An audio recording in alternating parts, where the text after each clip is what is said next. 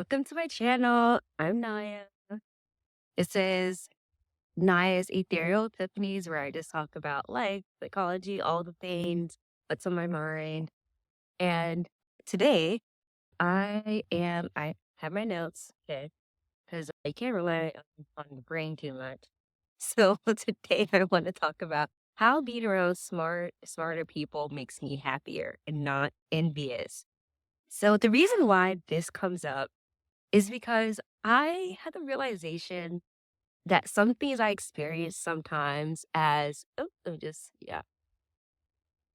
All right. So some things I experience sometimes with other adults, which is so new to me because I find that when I'm in environments where everyone is extremely smart, there's no envy, there's no, treating someone differently or bullying them or anything like that. But I've found that when I'm in environments where maybe perhaps the entire group of folks do not favor intelligence or reading or learning more or improving oneself, I find that my experiences are not the best. I've been really dissecting why it is. For example, I realized I had experience with someone recently. I've had lots of different experiences, but this one in particular recently, I realized that this person who, you know, they don't to read and stuff. You know, have said things like, "I don't care to be smarter." That's what they kind of brag about that, right? But I guess being around me, I guess like I'm always someone who's critically thinking, trying to find a better way to do stuff, etc. And I noticed they were always saying things, "Oh wow, that's like really smart," or "Oh wow, how'd you think of that? That's really smart." Those sort of things all the time.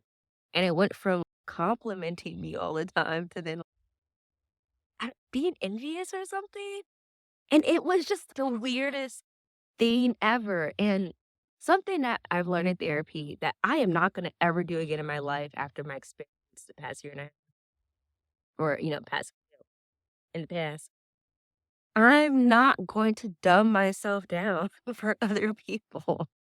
I was doing that a lot. And I really feel like it was causing a bit of a like decline in me being able to speak intellectually as to speak with intellect. Sorry, to speak with intellect.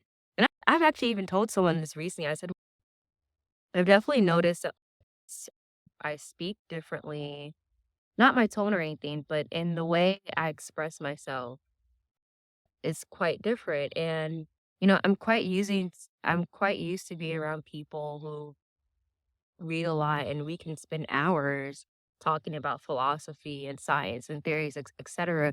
And when I wasn't around that for so long, and I wasn't able to express myself in that manner or have, just intelligent conversations, I really think it's, made a, a huge impact on me. I feel, oh, what in the world? Okay, that was weird. A fish just jumped out the water. What? Like a dolphin. That was funny. That was funny. Anyway, sorry. I forgot where I was going with that. But yeah, anyway. So yeah, just for me, I've noticed that when I'm around people who take pride in intelligence and having, important, serious, intelligent convers I hate to use the word intelligent so many times, but to have conversations of substance, I find that when I'm in those environments, it's the best. It is the best. I walk away with new words. I walk away feeling I formed 100 new neurons. I walk away feeling like, well, I feel smarter after that. Even if I didn't even understand anything, like sometimes if I'm in an environment where a lot of people are much smarter than me, write these down, I go home and I research them. So I can use those words too, or I can be able to also relay that information to someone else. But that's just me. I feel invigorated. Uh, I feel energized in those type of environments. But I'm starting to realize other people, not a lot of people feel that way. So back to this person I mentioned, you know, went from complimenting me to now showing envious behavior. I realized what it is. I realized that I think being around someone who's creative makes them feel a little bit inadequate. But the thing is, I I was around that before. And the reason why I kind of dumbed myself down is so that I didn't get bullied or treated differently. But I cannot do that. I cannot do that. I cannot. I like the fact that I'm even now feel I had to practice in the mirror a lot. I'm interviewing for tech roles and I'm having to practice a lot in the mirror because I feel like I don't speak in the same manner as before. So I had to practice being able to relay information that's understandable to everyone. Because part of my job, being an information security officer, director of information security, sometimes, especially when I'm doing compliance audits, I need to be able to speak to customers and customers or potential customers. Sometimes they're marketing people who are just put to help, or sometimes they're just non-technical people. And, it's my job to be able to explain things to them in a manner which that they can understand. And I just feel for a short period of time, I wasn't doing that in the same way because I was constantly in an environment where there weren't many intelligent conversations. And so, I don't feel, I know for a fact, you have to exercise your brain. You have to use it. You have to use your brain. It's okay to I'm sorry this is going all over the place. I know I'm neurodivergent. So if you're new here, welcome. But yeah. Yeah, yeah. I don't know what else to say about this other than I'm just starting to recognize this is a difference in me and some other people. And the thing I'm having with this person I'm talking about now who seems a bit envious of my creativity or critical thinking skills. This is not the first time I've gone through this. I've gone through this quite a lot. But as I said before, I either dealt with it by, just kind of dumbing down myself or, just pretending to, not pretending, but, just, you know, yeah, I guess the best way to say is dumbing down myself. But yeah, so also, if you're someone who you're an intellectual person, please don't do that. It's gonna affect you. Like, I don't it's happened to me, it's gonna affect you. So oh, sorry. Yeah. So anyway, the whole point is that I've just come to realize that people are not like me. I, for a very long time, just thought like some kids. I just for a very long time thought that, you know, oh, everyone loves to learn. Everyone feels so happy when they learn. Everyone loves to be around smart people. No, some people, okay, I got an example. You know how there could be a friend group of girls, and let's say there's one of them who's very pretty, and, there's one that was also pretty, but she's a little bit like insecure. It's that. It's like, and then the one that's insecure might start to, be a little bit mean to the one who's really pretty or say things to put her down to make her feel like, yeah, like that's the experience. Um, hmm. At this point, I'm sorry. I feel like I'm rambling. Also, it's really funny because as I'm talking, I'm also thinking of other things that have happened that I could say, but I probably shouldn't say online. So that's my. Let me just go back. I'll just do this. Enough rambling about that. Here, or actually, I might do a cut, take, and just restart. Okay. Anyway, yeah, I'm probably gonna cut some of this stuff out. I need to stop saying that, but I'm probably gonna cut some of this stuff out. And child, let me just move on because I feel I'm gonna go on a rant. This is supposed to be a quick video. Yeah. So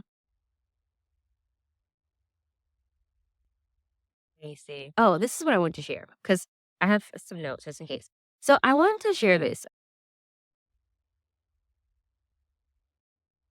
What helps me to yeah, so I think I already gave an example of how whenever I have people who I feel are smarter than me, I just kind of I I kind of relish in it.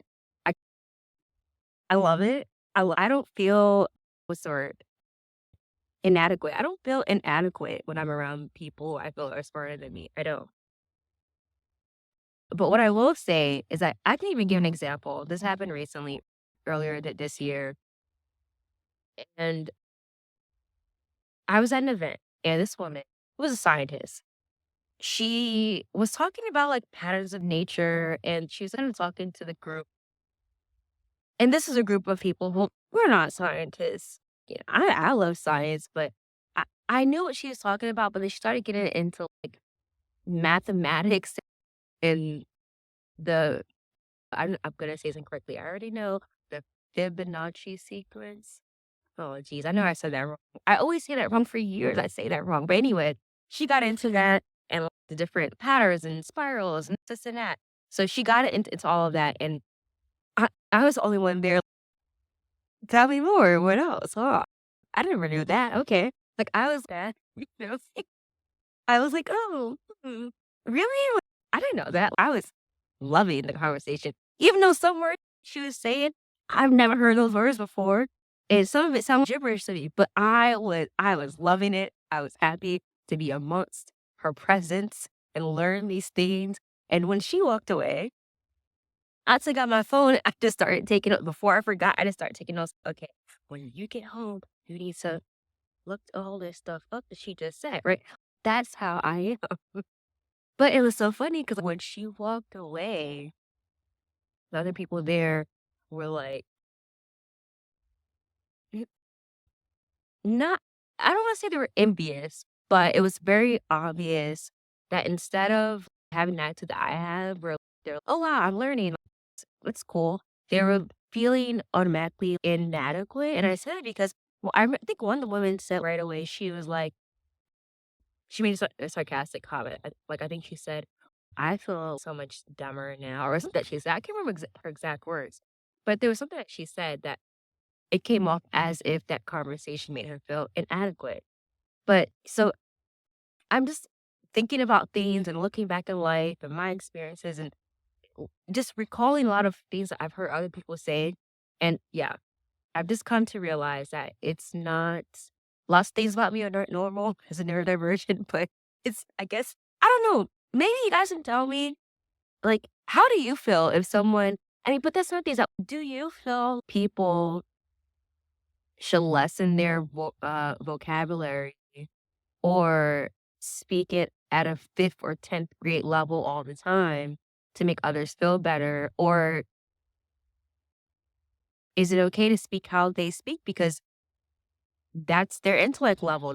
That's how they speak. That's how they keep up their cognitive abilities and function and memory. And, you know, for me, I like to repeat things over that I've learned because I've noticed that if I repeat things enough and I explain it enough, I remember it. Like, I have a very bad memory. And there's some things that, you know, I can tell the difference. Some things I can just naturally explain without any help or notes or anything. And other things, I had to go look at my notes. And it's always the things that I had to look back at my notes at are the things that I didn't get the chance to practice or, I didn't practice explaining it. I like to try to practice explaining things as if I was explaining it to a 5-year-old. Once I do that, then it kind of marinates in my brain. I'm married, I can't think of the word right now, but yeah, once I'm able to do that, then I find, okay, I have a true understanding of this and I can recall it at different times.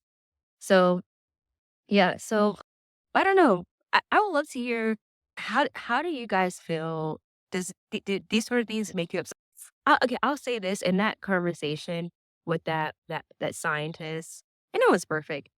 I what she could have done differently is that she probably could have hold on, sorry, someone's coming. Yeah. What she could have done is that she probably could have explained what she was talking about. She could have done that.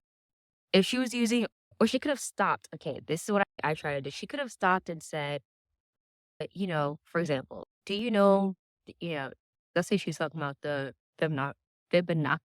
Is it Fibonacci? I always have a hard time saying it. Oh my gosh, the Fibonacci sequence. Let's just say she was talking about that. What she probably should have done is said, "Do you guys know what that is?" And that would have gave at least maybe some of us to say no or yes.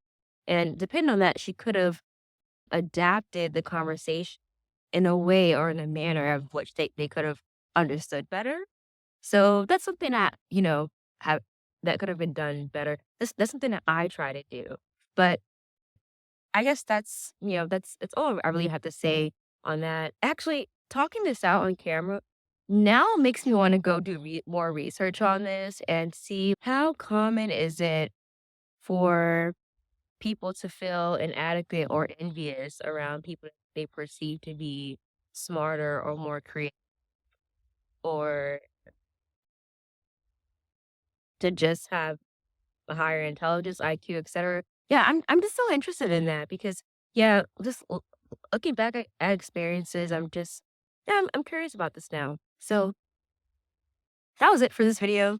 I hope maybe you share your experiences. How do you feel? Are are you the person that feels just be honest too. If if you're someone that's like, I hate being around know-it-alls, like, why you gotta talk like that? You know, if you're that type of person, just be honest and say that and say why. Or if you're like, how I just said that this woman could have perhaps explained things better or taken the time to adapt the conversation. If you have any advice on that as well, if you've learned something in college or in school or just life about how to handle those situations, I'd love to hear. And I think that's it for now. So, yeah. Mm. Getting really cold, by the way. I Today was 70. It said 72, and then it said like 65. And then it said 63, and I was like, oh, I'm not going out. But then it got hotter again. I don't know. It's so weird. But anyway, there's so many tiny they're coming over here. They probably think that I have food for them or something. But anyway, I'm gonna enjoy this view behind me for a little bit, and you have a great day, evening, all the things. Do you have your own ethereal epiphanies? I like to hear them. Do you have anything that maybe you want my take on? Or I don't know, have you read my blog, by the way? So it's nayamoss.com/ethereal epiphanies. Go check it out. I also have more writing called Atomic Essays. And basically what I do with my blog is I take these ethereal epiphanies, which is just me just blurting out whatever I think and feel. It's not structured. There's no deep research done behind. It's just me talking. And then I take these things. Normally I write them instead of doing a video, but I take these things and then I do research and then I use my ethereal epiphanies as a basis to then create an outline for a long form blog post. But sometimes before I even do that, if it's a subject I really want to kind of hone down on a little bit, I do an atomic essay.